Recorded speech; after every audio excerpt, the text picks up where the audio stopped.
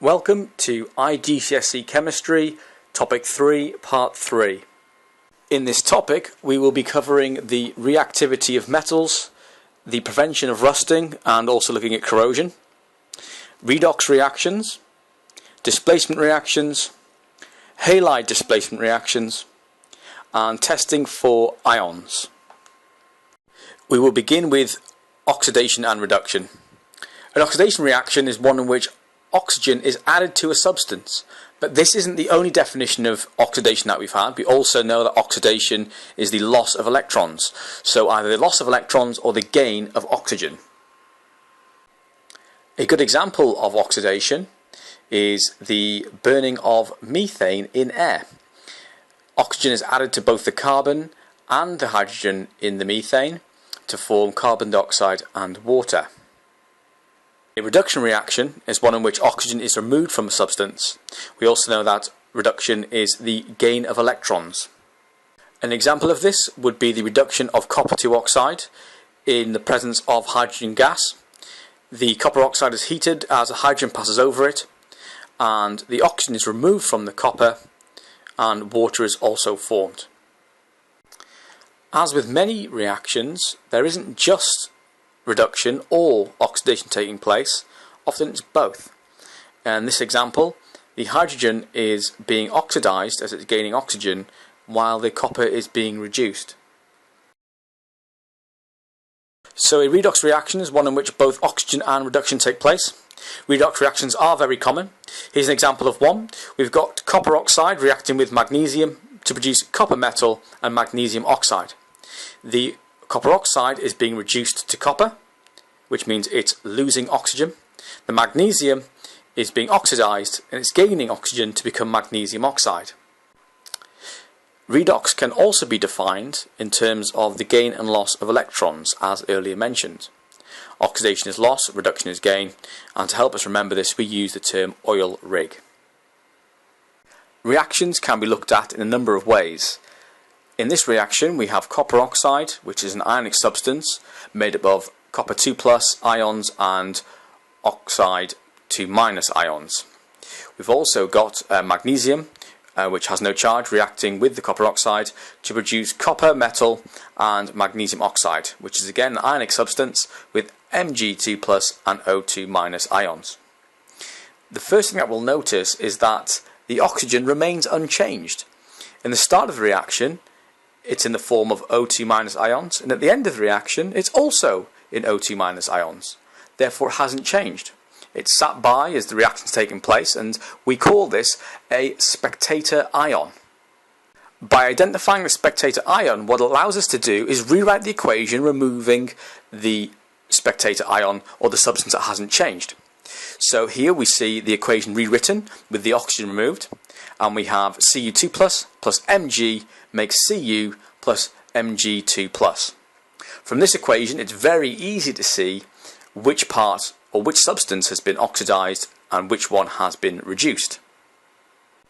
We can take this ionic equation, an equation which contains ions, and we can make it into two separate half equations. If we take first of all the magnesium and see what happens to that over the course of the reaction, then Mg becomes Mg2+. So it is being oxidized as it is losing 2 electrons to become positively charged. As for the copper, copper starts out as Cu2+, it gains 2 electrons to become Cu metal, and therefore it has gained electrons and has been reduced. We have two different definitions for oxidation and reduction, and you can see in this equation that both of the definitions can be applied. We can see that the copper oxide is losing oxygen and it is also gaining electrons, and therefore it is a reduction, while the magnesium is gaining oxygen and losing electrons and therefore is being oxidized. So both definitions apply to examples like this. However, this isn't always the case. As you can see here with the zinc plus sulfur to make zinc sulfide reaction, no oxygen is being gained or lost. So the definition that we use is the oil rig definition. Oxidation is loss of electrons, reduction is gain of electrons. The zinc goes from Zn to Zn2 plus, the sulfur goes from S to S2 minus. The zinc therefore is oxidized and the sulfur is therefore reduced. Now that we have refreshed oxidation and reduction, we can look at oxidizing agents and reducing agents. An oxidizing agent is a substance that reacts with another, causing that substance to be oxidized. In this case, the copper oxide is acting as an oxidizing agent, as it is oxidizing the magnesium, which goes from magnesium to magnesium oxide. As you may have worked out then, a reducing agent is a substance that reacts with another, causing that substance to be reduced. In the example of copper oxide reacting with carbon, we can see that the copper is reduced. What's causing this reduction? It's the carbon. So the carbon is the reducing agent. It's causing the reduction of another substance. There is both oxidation and reduction taking place in this reaction. So not only is the carbon acting as a reducing agent, but the copper oxide is acting like an oxidizing agent. Metals. There are a lot of them. If you look at the periodic table and look at the metal-non-metal divide, you will see that almost all of the elements, bar a handful, are metals. You will have hopefully come across the reactivity series of metals, and you may have wondered why or how the scientists came up with the order that they have. Well, there are a series of experiments that can be carried out on metals that will allow us to place them in an order of most to least reactive. Reaction 1 would be to take the metals and react them with water. What we will see is that a handful of metals will react with cold water. So potassium, sodium, lithium all react with water, and as you know from earlier topics, the reactivity increases as you go down group 1. But what about group 2 metals? Well, if we add, for example, calcium and magnesium to water, then the calcium does react with water, with cold water, exothermically, and hydrogen gas is produced. The reaction is less vigorous than those with the group 1 metals, so what we could say is that calcium is certainly less reactive than lithium, sodium and potassium. How about magnesium? Well, magnesium hardly reacts with cold water. If it does, it's a very slow, extremely slow reaction. From the reaction of metals with water alone, we can determine that potassium is more reactive than sodium, sodium is more reactive than lithium, that lithium is more reactive than calcium, and that magnesium of these 6 metals is the least reactive. The next reaction to be carried out then is the reaction of the metals with steam. And what we will see is that when magnesium reacted incredibly slowly, extremely slowly with cold water, it reacts vigorously with steam. Zinc and iron also react with steam. However, when metals such as copper or silver or gold are reacted with steam, nothing happens. In the case of the magnesium, the zinc and the iron, we see in all 3 cases hydrogen gas being produced and also the formation of a metal oxide. So we've reacted metals with water. Some reacted, some didn't. Those that didn't or did react very slowly were reacted with steam. More metals have now reacted with the steam, and we're still left with some metals which wouldn't react with steam. So now we're going to step it up further, and we're going to react these metals with dilute acids. If we take some dilute acid, for example dilute sulfuric acid or dilute hydrochloric acid, and we put the metals into them, what you will see is effervescence, fizzing, bubbles being produced. The bubbles being produced are those of hydrogen gas. We could attempt to react the metals from group 1 and group 2 that reacted with water, also with acid. However, it's too dangerous due to the vigorous nature of those reactions. A simple experiment can be done in the laboratory using magnesium, aluminium, zinc, iron, copper, all with dilute acid. Get a set volume of acid and place that into a series of test tubes. Into each test tube will be added the certain mass, a set mass of each of the metals, and observations can be recorded. This could be done in the form of simple observations such as lots of bubbles, few bubbles, no bubbles, etc. Or we could do this with more precision by actually measuring the amount of gas produced, either using balloons on top of the test tubes or using gas syringes. Our aim would be to find out which of the metals produced the most amount of gas in the shortest period of time. The results of the experiment would be as follows. The magnesium would be the most reactive, as it reacts vigorously with cold acid, actually warming up the liquid, the solution, and you would feel the test tube getting warm at the bottom where the acid and metal are reacting, and hydrogen gas would be produced. Next we would see aluminium, which reacts slowly with cold acid, but after warming the acid up for a short while in a Bunsen burner flame, we would see a more vigorous reaction. And finally, zinc and iron both react slowly with cold acid, and again with warming they will react more vigorously. Copper doesn't react with acids even when it's been warmed. So we can come to the conclusion that magnesium is more reactive than aluminium, aluminium more than zinc, then iron, and finally copper. Metals are incredibly versatile. You can make all sorts of things out of them. However, one problem is that a lot of metals will corrode. So as they are exposed to air and water, the metal will change. Only the most unreactive metals such as gold and platinum remain unaffected by exposure to air and water, hence why a lot of jewellery is made from, for example, gold. There is a special form of corrosion that happens to iron, and we've referred to this as rusting. Rusting happens only to iron when it is in the presence of oxygen and water. It forms hydrated iron 3 oxide, so the 3 meaning +3 oxidation state. There are a number of methods to prevent metal objects or structures from rusting or corroding. The first method for preventing rusting is very simple. It involves making a barrier between the iron and the air.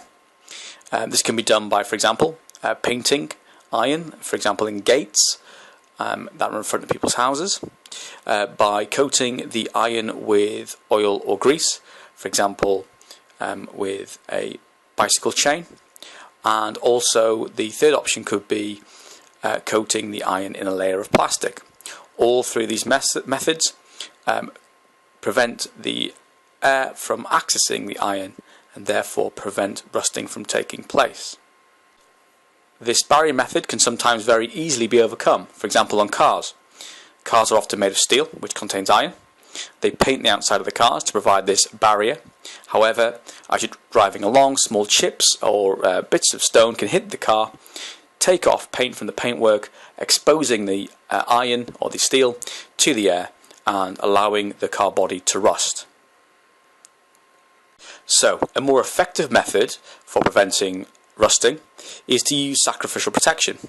This is where a more reactive metal is coated on the outside of the iron, and this means that the more reactive substance reacts instead of the iron, preventing the iron from rusting.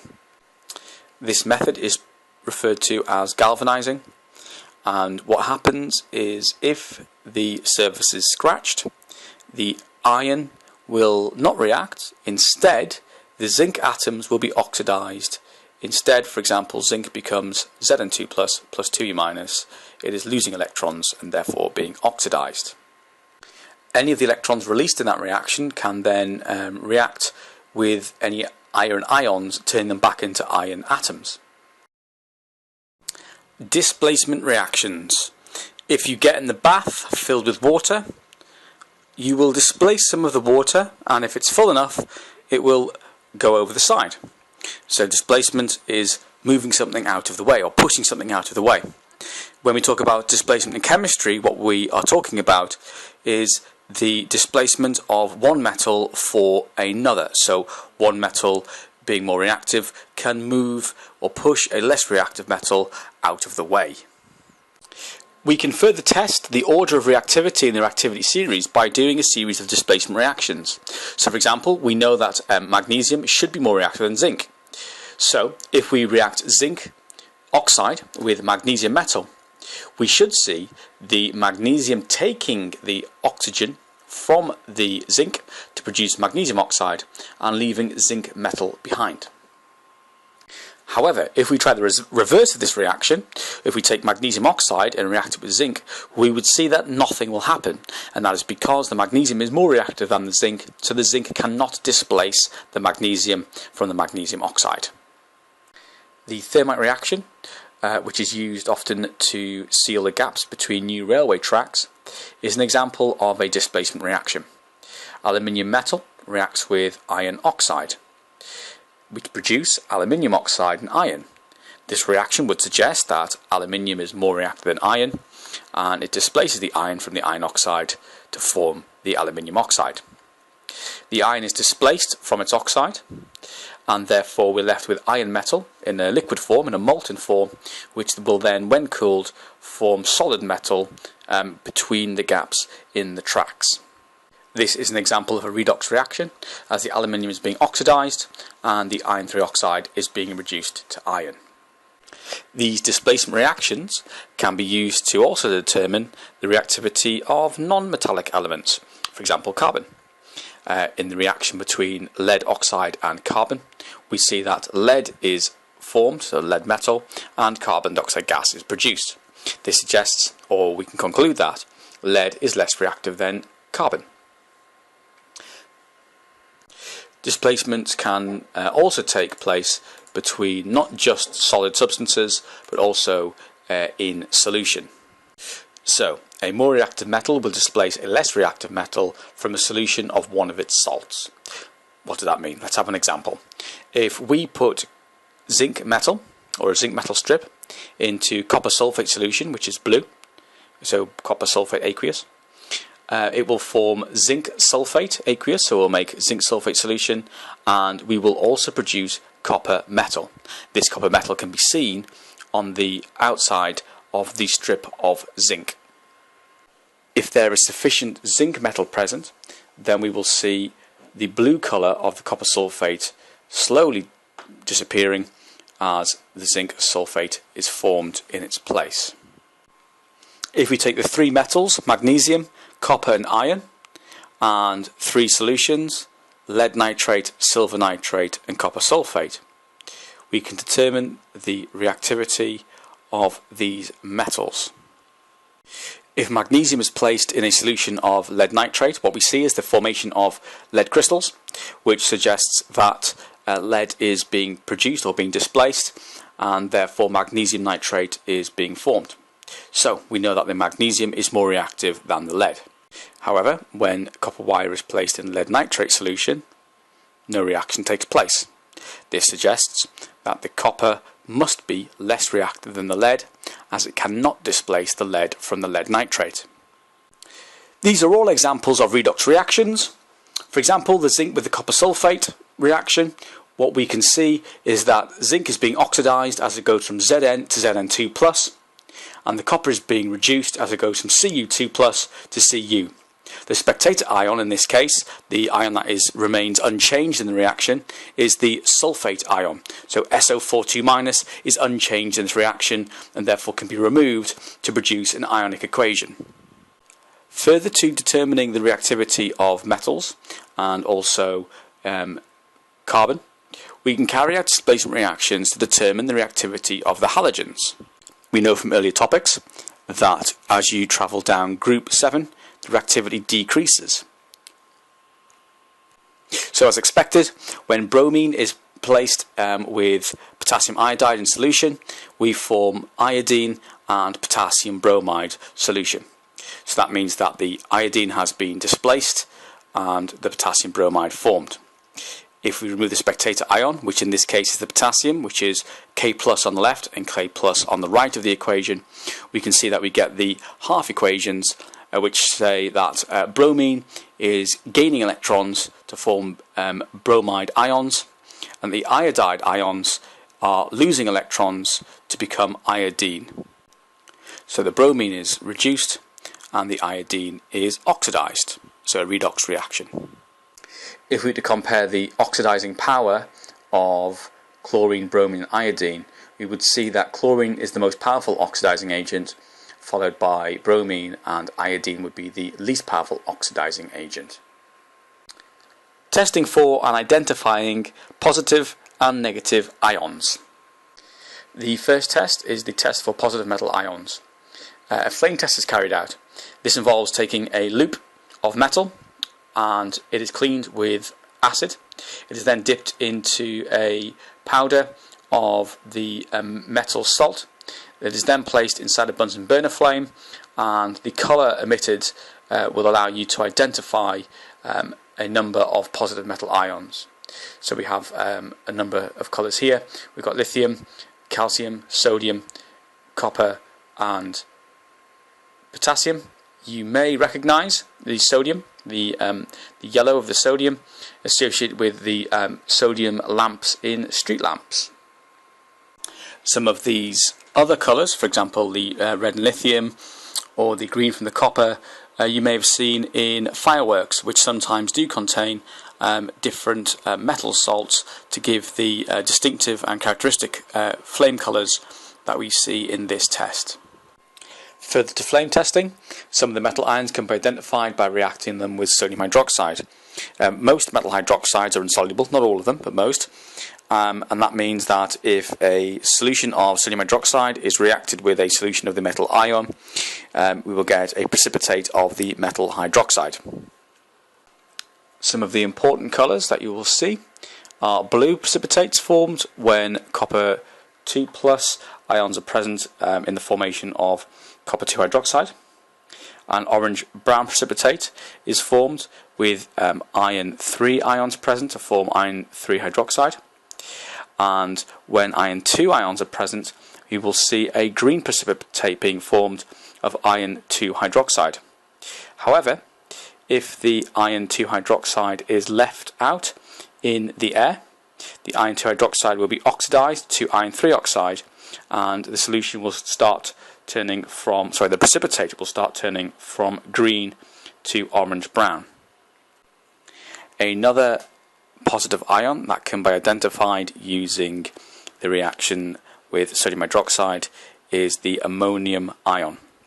So, an ammonium salt, when placed with sodium hydroxide, will form a characteristic strong smell of ammonia.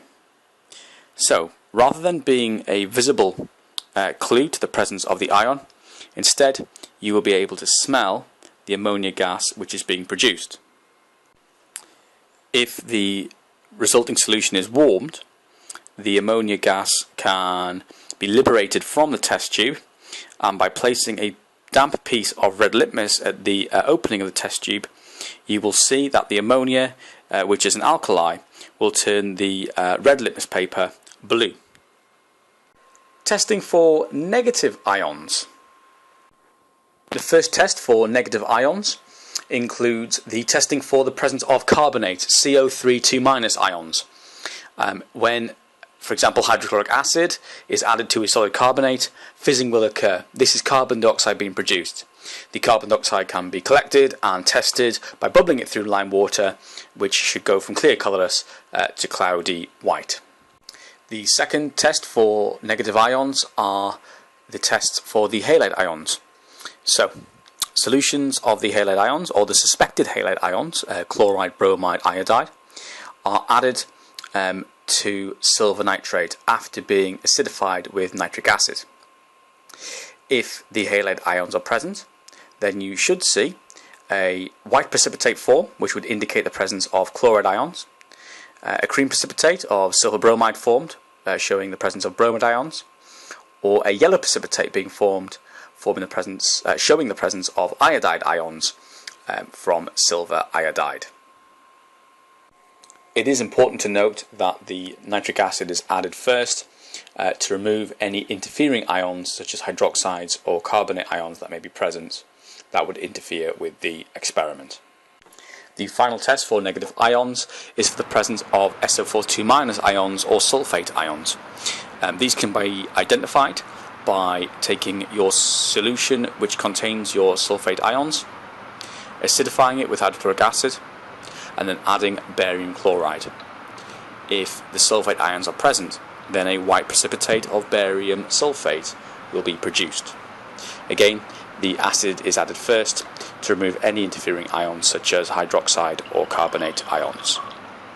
The final part of topic 3, part 3, is identifying gases. We have seen in previous topics the production and testing for hydrogen gas, pop test, oxygen gas, glowing splintery light, carbon dioxide, bubble through line water goes cloudy. 2 additional tests for gases that we must be aware of are for ammonia, which we have mentioned earlier.